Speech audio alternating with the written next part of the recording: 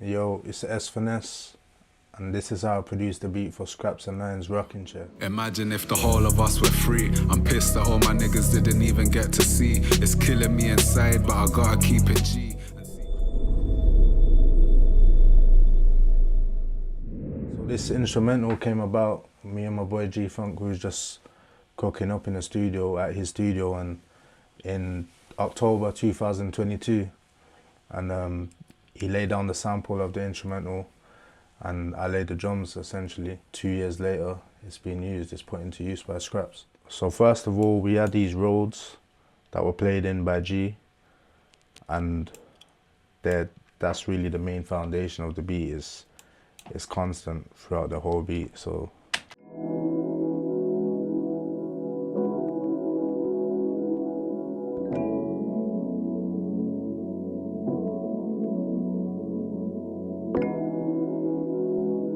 then that was layered by this piano, which together it sounds like this.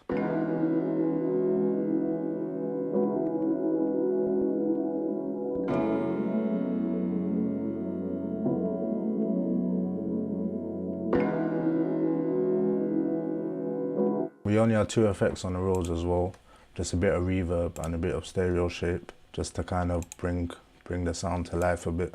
Now, one of the main sounds of the beat is the vocal chop, which you have a low vocal chop and you have a high vocal chop, so it goes like this.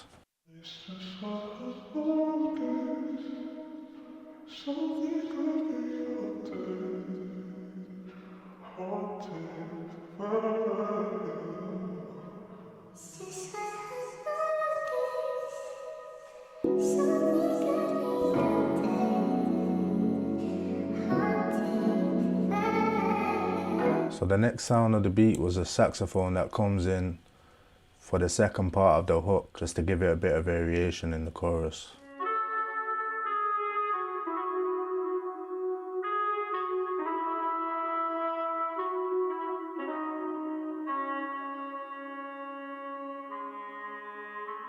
So with the rest of the melody, that would sound like this.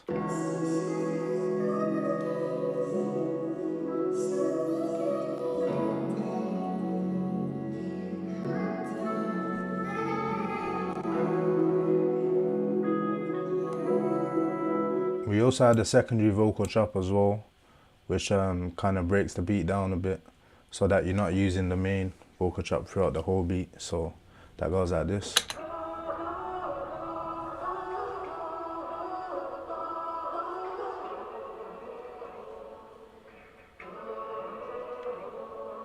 So altogether, with that vocal chop, it would sound like this.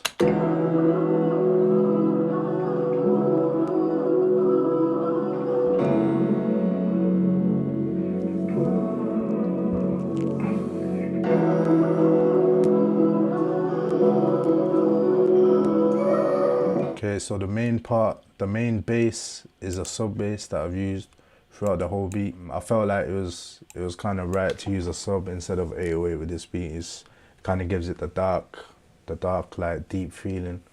So that goes like this.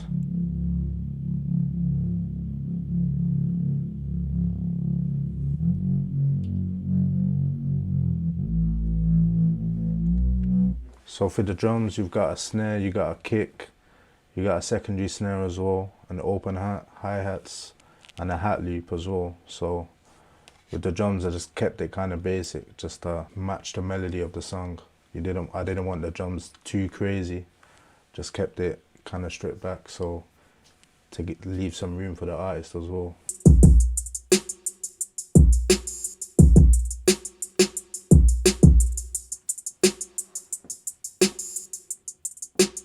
You've got the drums there just being stripped back a bit, just to give a bit more room for the artist. And I feel like it's important, because I feel like if your beat's doing too much, if the drums are too heavy, like it's kind of off-putting for the artist. And with a song like this, you kind of want the artist to be the main instrument in the song, if that makes sense. So I feel like it's important just to keep it basic. That's one piece of advice I give to other producers as well. Just keep it simple sometimes. You ain't got to do too much all the time. We also had this guitar melody in in the beat as well for the outro, but it didn't get used in the final cut, and that goes like this.